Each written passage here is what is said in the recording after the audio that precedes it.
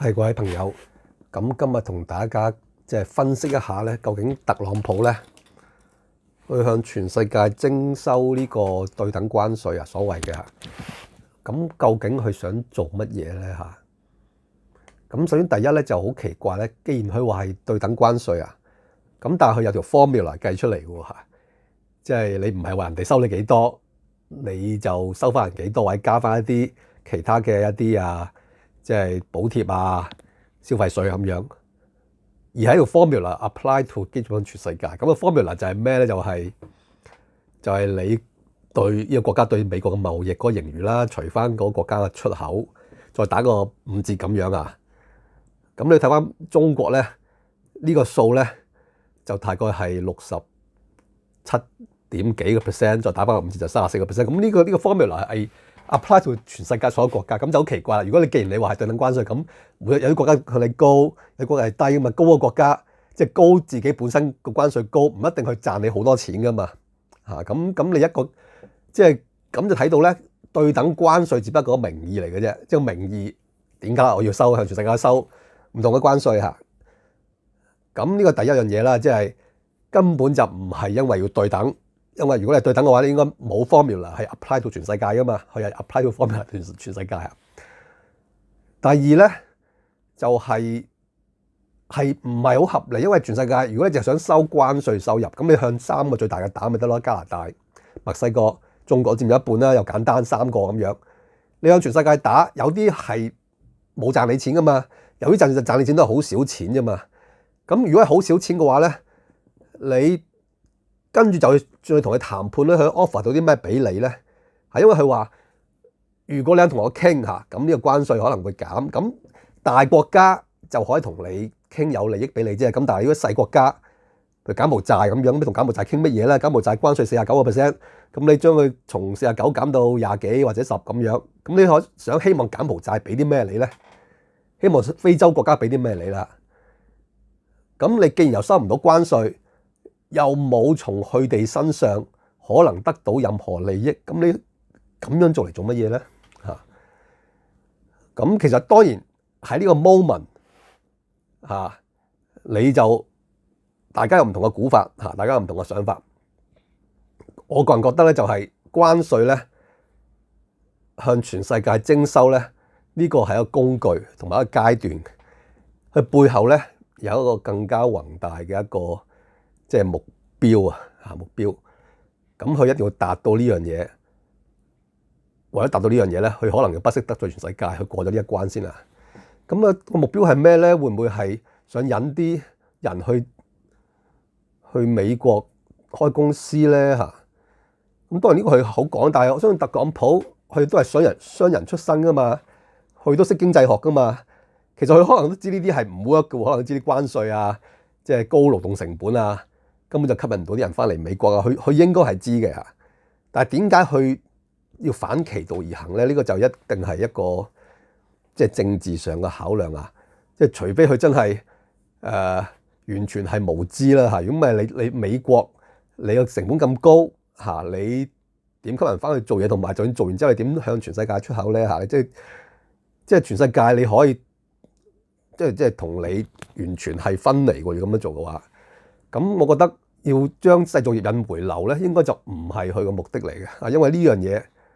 係違反常識嘅，亦都冇乜目的性。對佢嚟講，對美國嚟講，亦都冇乜特別大嘅幫助最多係多少製造業。咁點咧？咁你係咪冇金融業冇其他行業，你應該就會發達咧最多係國家可能安全咗少少啦咁反而邊樣嘢係急切嘅咧？就係佢嘅債務當然佢可以無賴債一次過賴晒咁但係咁樣做咧，就美國就將即係百幾年嚟積聚嗰個實力咧，同埋信譽咧，就一鋪清袋噶啦。咁如果你又唔想咁做，但係又想解決啲債務問題咧，即係有傳咧，佢可能會發一啲100年嘅無息債咁就又唔俾息你，但係一定要你揸到100年，你想要錢咧就嚟美國聯儲局去借咁樣咁但係呢樣嘢大家知道你唔會買噶嘛，即係你就算你發100年債冇息，咁我做咩同你換咧？我做咩將30年債有息嘅同你換咧？咁你又俾咗啲咩我咧即係你諗下，如果佢向全世界做啲咁加關稅嘅嘢，咁一定係想向全世界啊攞一啲嘢翻嚟，唔係淨係想向中國，唔係淨係想柬埔寨、想去越南攞一啲嘢，係想全世界都攞一啲嘢翻嚟啊，幫佢達到一啲目的。咁有啲乜嘢可能先到全世界咧？就可能就係美債啦啊！咁有可能就係去利用呢個 bargaining 嗰個機會啊，即係同柬埔寨講嗱，我可以將你嗰個關稅從49% 減到10%啊，你最優惠個待遇咁樣啊。不過咧，你幫我買少少100年美債啦，或者將你而家啲30年美債換100年嚟啊。咁全世界每個做啲咧，咁可能都買得出一啲嘅喎嚇。咁呢個就我估到佢即係比較合理嘅解釋啊，即係佢一定有一樣嘢咧係想向全世界一齊攞嘅。就唔係淨係想向一個國家攞啊！如果唔係，佢冇必要將即係向啲小國去打關稅啦，稅你又收唔到，談判條件你又攞唔到任何利益嚇。咁所以咧就即係好似我上一條片咁講咧，向全世界咁樣做咧，可以達到幾個目的。第一，你有將啲國家分類，邊啲係聽你話嘅，邊啲係唔聽你話嘅，咁你一目了然啦嚇。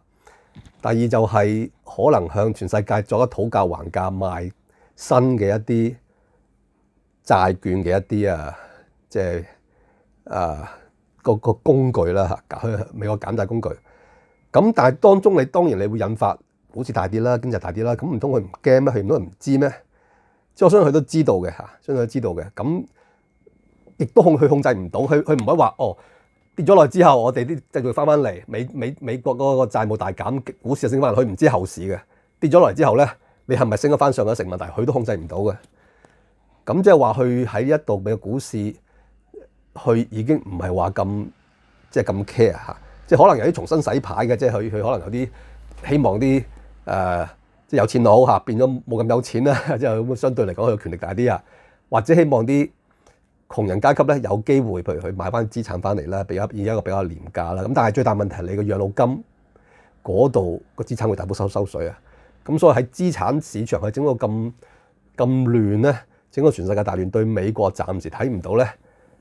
可以係喺佢控制到之下嘅一啲好處啊。即係話當然佢有機會控制到嘅即係話如果美國佢大跌，聯儲局又唔減息，如果佢想逼聯儲局減息，但如果逼唔到咁點咧？逼唔到佢，最多取消晒所有關稅啫，咁可能一個好消息啊！全世界又復甦啦嚇，咁但係會復甦翻去嗰點咧，即係你一個好一個壞消息打落嚟，啲人賣晒股票賣晒樓，你再俾個好消息佢咧，係咪一定會上翻原位咧？呢個我覺得係好大疑問啊！即係佢可唔可以控制翻呢個股市就上翻去之前嗰原位咧？我覺得呢個好大成疑問啊！咁所以今日就分享呢個即係我嘅諗法啦，即係佢係可能上咗個談判籌碼去等啲國家換啲新嘅美債咁樣啦嚇，100年嗰啲啊。咁當然呢個佢都未講出嚟嘅，100年美債冇呢樣嘢都未講出嚟㗎。但係即係如果係有嘅話咧，呢個可能係其中一個工具嚟嘅。咁就即係大家如果有其他嘅諗法咧，可以大家去留言啦，即係去大家討論下。